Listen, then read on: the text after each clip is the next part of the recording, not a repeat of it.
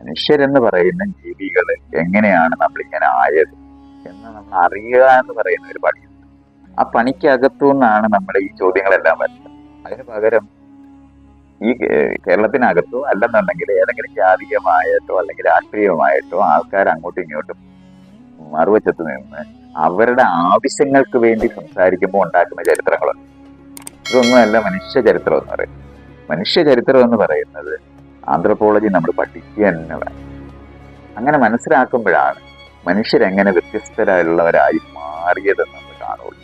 അപ്പൊ അങ്ങനെ വ്യത്യസ്തരായ മനുഷ്യരെങ്ങനെയാണ് ഇന്ന് നമ്മൾ ഈ കാണുന്ന നിലവാരത്തിലുള്ള ഗ്രാമങ്ങളിൽ രൂപപ്പെടുന്നത്, രാജ്യങ്ങളിൽ രൂപപ്പെടുന്നത്, പട്ടണങ്ങളിൽ രൂപപ്പെടുന്നത് എന്ന് മനസ്സിലാക്കേണ്ടത്.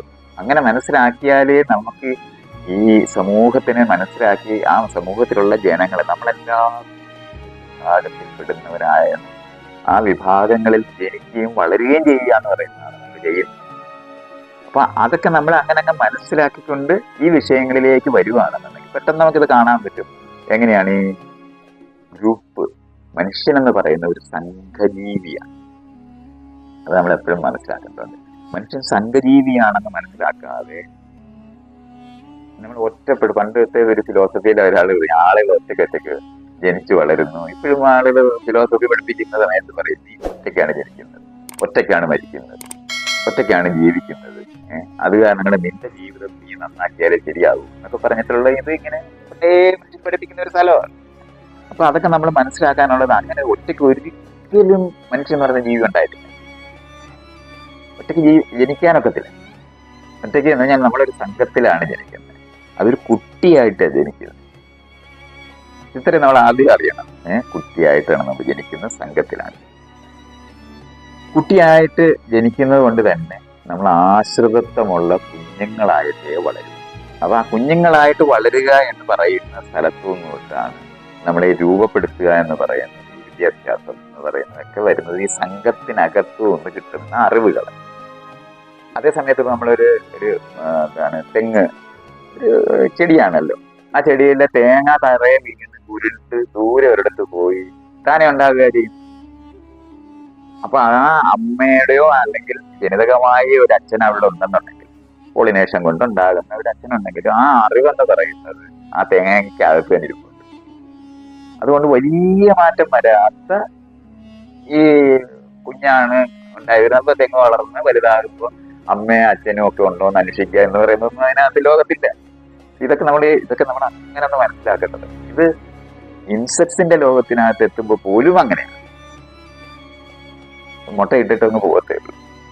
അപ്പോൾ നമ്മൾ ബട്ടർഫ്ലൈ ഒക്കെ എടുത്ത് നോക്കിയാൽ അത് കഴിഞ്ഞാൽ അത് പുഴുവായിട്ട് പുറത്തിറങ്ങി, അത് കഴിഞ്ഞാൽ അത് ബ്യൂട്ടിയായി, അത് കഴിഞ്ഞ് വീണ്ടും ബട്ടർഫ്ലൈ ആകുന്നെന്ന് പറയുന്നത് ഈ അമ്മ അച്ഛൻ എന്ന് പറയുന്നത് ഒരു സംഗമോ ഒന്നും അവിടെ ഇല്ല. അതൊക്കെ ഒറ്റയ്ക്ക. ഈ അർത്ഥത്തിലൊന്നും നമുക്ക് മനുഷ്യനോ അല്ലെങ്കിൽ നമ്മൾ സങ്കീർണ ജീവികളെന്ന് പറയുന്ന ജീവികളോ ഇല്ല. ഇതൊക്കെ ഇങ്ങനെ ഒന്നും നമ്മൾ അറിയേണ്ടതുണ്ട്. ഇതിനാണ് ഞാനിത് പറയുന്നത്. ഇത് മനസ്സിലാക്കാതെ ആളുകൾക്ക് ഇഷ്ടംപോലെ ജാതിയെ പറ്റിയും മതത്തിനെ പറ്റിയൊക്കെ ഇങ്ങനെ സംസാരിക്കുമ്പോൾ എന്തോ അറിഞ്ഞിട്ടും എന്തുവാണെന്ന് നമുക്ക് തോന്നിപ്പോ.